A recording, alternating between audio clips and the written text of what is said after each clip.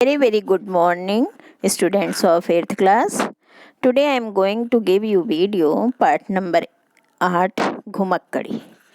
कक्षा 8 के बच्चों, आज हम आपको पाठ नंबर 8 घुमक्कड़ी का वीडियो बनाकर देंगे और हम इस पाठ को पहले पढ़ेंगे, एक्सप्लेन करेंगे बच्चों, और इसके बाद इसकी एक्सरसाइज और क्वेश्चन आंसर्स सॉल्व करके आपको इसके साथ एक वीडियो और बनाकर देंगे। तो ध्यान से देखिए, आप हम पाठ को पढ़ के एक्सप्लेन करते हैं। आप सबसे ऊपर देख रहे हैं चार्ट में एक महान व्यक्ति का, लेखक का इसमें विचार व्यक्त किया गया है, जो है जब हम रास्ते की सुंदरता का आनंद लेना सीख लेते हैं तो हमें यह फर्क नहीं पड़ता कि रास्ता कहाँ जाता है। कहने का तात्पर्य यह है कि हम उस मार्ग को आनंदपूर्वक एंजॉय करते हुए पार करते हैं। ठीक है, अब आप देखिए यहाँ पर, मेरी समझ में दुनिया की सर्वश्रेष्ठ वस्तु है घुमक्कड़ी। कहने का तात्पर्य है कि घूमना ही सर्वश्रेष्ठ चीज है। घुमक्कड़ से बढ़कर व्यक्ति और समाज का कोई हितकारी नहीं है हो सकता। दुनिया दुख में हो चाहे सुख में, सभी समय यदि सहारा पाती है तो घुमक्कड़ की ओर से। चाहे सुख में हो चाहे दुख में हो, घुमक्कड़ की ओर से ही सहारा मिलता है। प्राकृतिक आदिम मनुष्य परम घुमक्कड़ था। ये आपको भी पता है कि ये जो सारे देशों की खोज हुई है, कोलंबस नामक, वास्को डी गामा नामक, आप लोगों ने हिस्ट्री वगैरह में पढ़ा होगा। इन लोगों ने घूमते घूमते ऐसे खोज किया था। खेती बागवानी तथा घर द्वार से मुक्त वह आकाश के पक्षियों की भांति पृथ्वी पर सदा विचरण करता था। जाड़े में यदि इस जगह था तो गर्मियों में वहाँ से 200 कोस दूर। क्यों? क्योंकि उस समय तो कन्वेंस की इतनी सुविधा नहीं होती थी, है ना, पैदल आदमी घूमता था। आधुनिक काल में घुमक्कड़ों के काम की बात कहने की आवश्यकता है, क्योंकि लोगों ने घुमक्कड़ों की कृतियों को चुराकर उन्हें गला फाड़ फाड़ कर अपने नाम से प्रकाशित किया। कहने का तात्पर्य है कि ये तो प्राचीन जो लोग थे उन लोगों ने खोज की थी, लेकिन नए लोगों ने उसे चुरा लिया और उसमें अपना नाम डालकर और उस चीज़ को छाप दिया, प्रकाशित कर दिया, जिससे दुनिया जानने लगी कि वस्तुतः तेली के कोल्हू के बैल ही दुनिया में सब कुछ करते हैं। इससे ये उजागर हो गया कि कोल्हू के बैल मतलब दिन रात काम में ऐसे अज्ञानता पूर्वक पिले रहना, कोई ज्ञान न रखना आसपास कहीं दीन दुनिया की, कोल्हू के बैल की तरह बस दिन रात काम में लगे रहना। आधुनिक विज्ञान में चार्ल्स डार्विन का स्थान बहुत ऊंचा है। उसने प्राणियों की उत्पत्ति और मानव वंश के विकास पर ही अद्वितीय खोज नहीं की, बल्कि सारे ही विज्ञानों को उससे सहायता मिली। कहना चाहिए कि सभी वैज्ञानिकों को डार्विन के प्रकाश में दिशा बदलनी पड़ी। क्यों? लेकिन क्या डार्विन अपने महान आविष्कारों को कर सकता था यदि उसने घुमक्कड़ी का व्रत न लिया होता? यदि उसने घुमक्कड़ी का व्रत न लिया होता तो क्या वो सारी काम कर सकता था? अर्थात नहीं कर सकता था, क्योंकि घूमने से ही उसे बहुत सारी जानकारियाँ, बहुत सारी नॉलेज, उसकी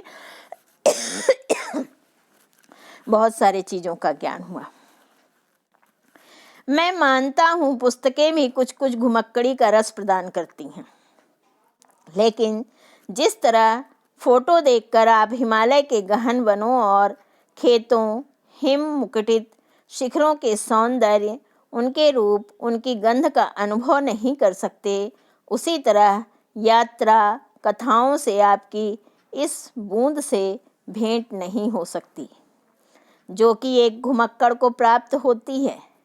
अधिक से अधिक यात्रा पाठकों के लिए यही कहा जा सकता है कि दूसरी धंधों की अपेक्षा उन्हें थोड़ा आलोक मिल सकता है और साथ ही ऐसी प्रेरणा भी मिल सकती है जो स्थायी नहीं तो कुछ दिन के लिए तो तुम्हें घुमक्कड़ बना ही सकती है। घुमक्कड़ क्यों दुनिया का सर्वश्रेष्ठ विभूति है? इसलिए कि उसने आज की दुनिया को बनाया है। यदि आदिम मनुष्य पुरुष नदी, तालाब या किनारे गर्म मुल्क में पड़े रहते तो वे दुनिया को आगे नहीं ले जा सकते। आदमी की घुमक्कड़ी ने बहुत बार खून की नदियां भी बहाई। कहने का तात्पर्य वो घुमक्कड़ी था तो उसने अच्छा बुरा उसे अनुभव हुआ, देखा उसने, और इसलिए उसने अपने विकास के लिए, अपना अस्तित्व बनाए रखने के लिए कई बार खून की नदियां भी बही, अर्थात युद्ध भी हुए। आगे देखिए नेक्स्ट पेज पर। इसमें संदेह नहीं और घुमक्कड़ों में से हम हरगिज नहीं चाहेंगे कि वे खून के रास्ते पकड़ें, किंतु घुमक्कड़ों के काफिले ने आते जाते तो सुस्त मानव जातियां सो जाती और पशु से ऊपर नहीं उठ पाती। अगर ये घुमक्कड़ी वाला हिसाब ना होता, घुमक्कड़ी वाली भावना नहीं होती, ऐसे लोग ना होते तो ये भी जानवरों की तरह एक ही जगह कूप मंडूप से ऐसी रहते और किसी चीज़ का इन्हें ज्ञान नहीं हो पाता। ठीक है। बारूद, तोप, छापा खाना, दिग्दर्शन, चश्मा यही चीज़ें थीं जिन्होंने पश्चिम में विज्ञान के युग आरंभ करवाया और इन चीज़ों को वहाँ ले जाने वाले मंगोल घुमक्कड़ ही थे। इन चीज़ों को जो वहाँ ले गए वो कौन थे? मंगोल। मंगोल ज़्यादातर इधर से उधर, उधर से उधर ऐसे ही अपना डेरा डालते रहते थे, घूमते रहते थे।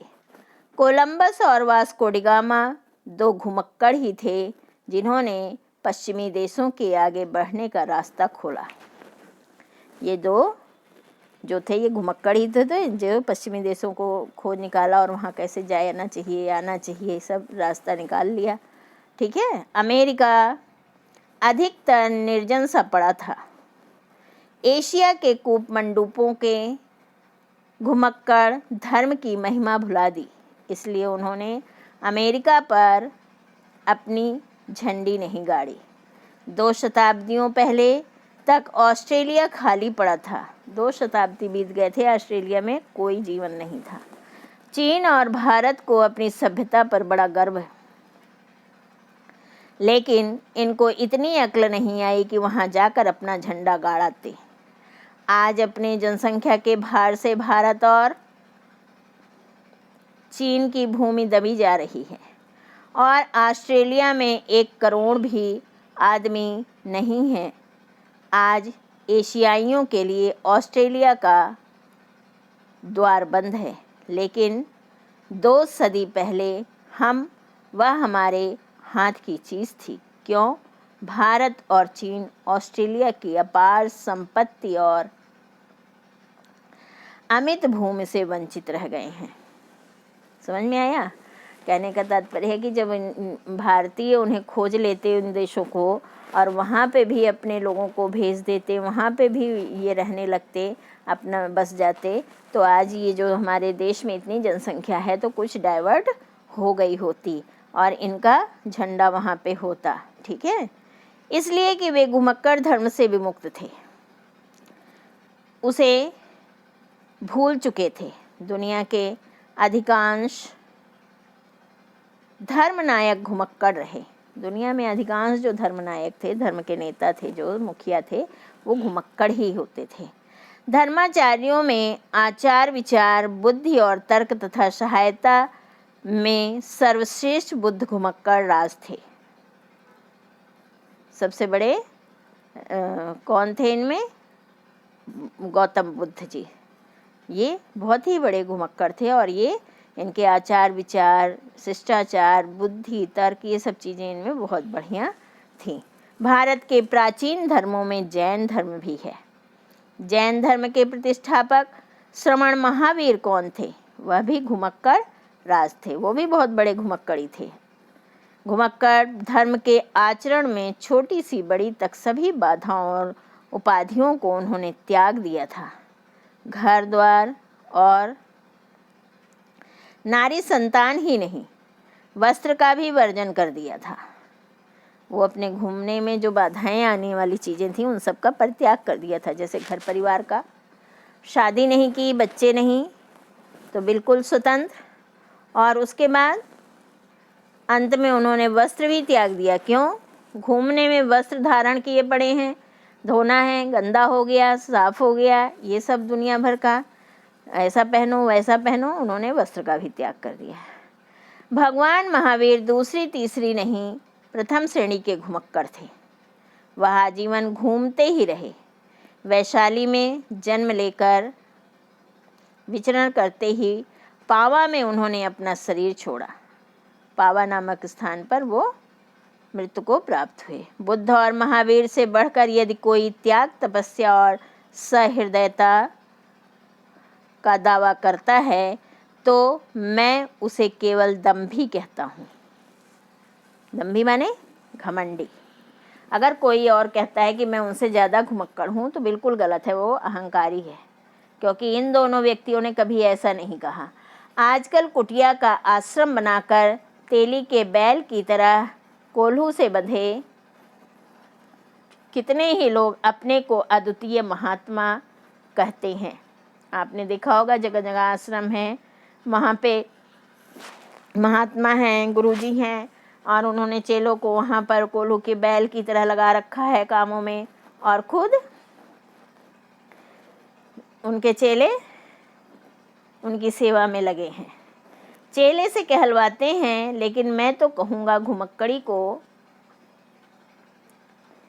कितने ही लोग अपने को अद्वितीय महात्मा कहते हैं। नहीं, चेलों को त्याग कर यदि महापुरुष बना जाता तो फिर ऐसे लोग गली गली में देखे जाते हैं। घुमक्कड़ी के लिए चिंताहीन होना आवश्यक है। क्या होना आवश्यक है बच्चों? चिंताहीन। और चिंताहीन होने के लिए घुमक्कड़ी भी आवश्यक है। चिंताहीन बने तो घूमना ज़रूरी है। घूमने में हम व्यस्त रहेंगे तो चिंताहीन रहेंगे, अपने आप को ऐसा ढालना पड़ेगा। घुमक्कड़ी से बढ़कर सुख कहाँ मिल सकता है? कह रहे हैं कि जो भ्रमण करने वाले होते हैं, खूब घूमने वाले होते हैं, मस्त होते हैं, स्वतंत्र होते हैं, ऐसा सुख और कहीं नहीं मिलता। आखिर चिंताहीनता तो सुख का सबसे स्पष्ट रूप है। घुमक्कड़ी में कष्ट भी होते हैं, लेकिन उसे उसी तरह समझिए जैसे भोजन में मिर्च में यदि कड़वाहट न हो तो क्या कोई मिर्च प्रेमी उसमें हाथ भी लगाएगा? कहने का तात्पर्य है कि अगर खाने में नमक मिर्च ना हो तो खाना बिल्कुल भी खाने की इच्छा नहीं करेगी, कोई हाथ नहीं लगाएगा। ठीक इसी प्रकार अगर घुमक्कड़ी के जीवन में थोड़ी बहुत बाधाएं और कठिनाइयां या परेशानियां या दुख ना हो तो उसे घूमने का मज़ा ही कैसे पता चल पाएगा? घूमने का मज़ा ही नहीं आएगा। ठीक है, कह रहे हैं वस्तुतः घुमक्कड़ी में कभी कभी होने वाले कड़वे अनुभव उसके रस को और बढ़ा देते हैं। उसी तरह जैसे काली पृष्ठभूमि में चित्र अधिक खिल उठता है। ठीक है, अब आप यहाँ ये व्यक्ति के लिए घुमक्कड़ी से बढ़कर कोई नकद धर्म नहीं है। व्यक्ति के लिए कोई भी धर्म घुमक्कड़ी से बढ़कर नहीं है। इसीलिए मैं कहूँगा कि हर एक तरुण और तरुणी को घुमक्कड़ व्रत ग्रहण करना चाहिए। कहने का तात्पर्य है कि जो तरुण और तरुणी अर्थात जो युवा वर्ग हैं, वो स्त्री हों पुरुष हों, उन्हें ये घुमक्कड़ का घूमने का व्रत लेना चाहिए, ग्रहण करना चाहिए। इसके विरुद्ध दिए जाने वाले सारे प्रमाणों को झूठ और व्यर्थ समझना चाहिए, और इसके विपरीत में, विरोध में जो विचार दिए गए हैं उन सबको झूठ ठहरा देना चाहिए, व्यर्थ समझना चाहिए, तभी वो घुमक्कड़ बन पाएंगे। यदि हित बंधन बाधा उपस्थित करते हैं तो समझना चाहिए कि वे द्विवांध हैं। अगर आपके हित कार्य में कोई बाधक बन रहा है तो वो द्विवांध है, अर्थात वो आपको रोक रहा है उन्नति करने से। यदि धर्माचार्य कुछ उल्टा सीधा तर्क देते हैं तो समझ लेना चाहिए कि इन्हीं ढोंगियों ने संसार को कभी सरल और सच्चे पथ पर चलने नहीं दिया। यदि राज्य और राजसी नेता अपनी कानूनी रुकावटें डालते तो हजारों बार के तजुर्बे की हुई बात है कि महानदी के वेग की तरह घुमक्कड़ी की गति को रोकने वाला दुनिया में पैदा नहीं हुआ। बड़े बड़े कठोर पहरे वाली राज्य सीमाओं को घुमक्कड़ों ने आँख में धूल झोंक कर पार कर लिया। मैंने स्वयं एक से अधिक बार किया है। संक्षेप में हम यह कह सकते हैं कि यदि कोई तरुण तरुणी घुमक्कड़ धर्म की दीक्षा लेता है तो यह मैं अवश्य कहूँगा कि दीक्षा वही ले सकता है जिसमें भारी मात्रा में हर तरह का साहस है। उसे किसी भी बात नहीं सुननी चाहिए, ना माता के आंसू बहने की परवाह करनी चाहिए, ना पिता के भय और उदासी की, ना अपनी पत्नी के रोने धोने की, और ना किसी तरुणी के अभागे गत की बात कहनी चाहिए। बच्चों, नेक्स्ट पेज पर हम पहुंचते हैं। देखिए, अब इसमें यहाँ पे इन्होंने एक आपको लाइन दी हैं, कविता दी हैं, या आप कह सकते हैं कि पोएम की 2 लाइन हैं। जैसे सैर कर दुनिया का गाफिल जिंदगानी फिर कहाँ। ये ज़िंदगी फिर बार बार नहीं मिलती है, तो इसमें कह रहे हैं गालिब कि खूब सैर करिए। ये शायरी है, गालिब की शायरी है। सैर कर दुनिया की गालिब जिंदगानी फिर कहाँ, जिंदगी गर कुछ बचे तो नौजवानी फिर कहाँ। मान लो ज़िंदगी थोड़ी बहुत बच भी जाए तो ये जो तुम्हारा यंग एज वाला समय है, अवसर है, ये दोबारा फिर कहाँ मिलेगी। तो इसलिए खूब सैर करो, खूब घूमो। अर्थात लेखक के अनुसार घुमक्कड़ होना चाहिए जिससे हम बहुत कुछ खोज निकालें और बहुत कुछ जानकारी, अनुभव आदि को प्राप्त करें, जिससे हमारी दुनिया और भी प्रोग्रेस करे। दुनिया में मानुष जन्म एक ही बार होता है और जवानी भी केवल एक बार आती है। साहसी मनस्वी तरुण तरुणियों को इस अवसर से हाथ नहीं धोना चाहिए। कहने का तात्पर्य है कि सबको अपने इस अवसर का लाभ उठाना चाहिए। कमर बांध लो तो भावी घुमक्कड़ों, और इसमें गालिब कह रहे हैं कि कमर बांध लो अर्थात तैयार हो जाओ घुमक्कड़ों, संसार तुम्हारे स्वागत के लिए बेकरार है। भावी तरुण तरुणियों को ऐसा संदेश दे रहे हैं कि कमर बांध लो अर्थात तैयार हो जाओ घुमक्कड़ी के लिए, संसार तुम्हारा स्वागत कर रही है, स्वागत करने के लिए बेकरार है। प्रस्तुत पाठ के रचयिता राहुल सांकृत्यायन हैं। ठीक है बच्चों, देखिए इसमें अब शिक्षा क्या हमें मिला है। इसमें हमें जीवन में नए स्थानों, मित्रों तथा संस्कृतियों का अनुभव करना चाहिए। ठीक है, अब इसके बाद आपका ये शब्दार्थ आ गया है। यहाँ पे ये शब्द दिए गए हैं रेड कलर में और इनके मीनिंग जो हैं वो ब्लैक कलर में हैं। तो ये बच्चों आपको याद करने की चीज़ है। वर्ड मीनिंग तो आपको अच्छे से याद रहनी चाहिए। ठीक है, और हम नेक्स्ट वीडियो में आपको इस पाठ का एक्सरसाइज अभ्यास जो है वो भी बनाकर देते हैं। आप पाठ को बार बार वीडियो देखिए, सुनिए और समझिए। बार बार पढ़ने से, सेल्फ रीड करने से भी बहुत अच्छा समझ में आता है। उसके बाद भी आपको अगर कोई डाउट है बच्चों तो आप हमें कमेंट बॉक्स में लिखकर पूछिए। ठीक है।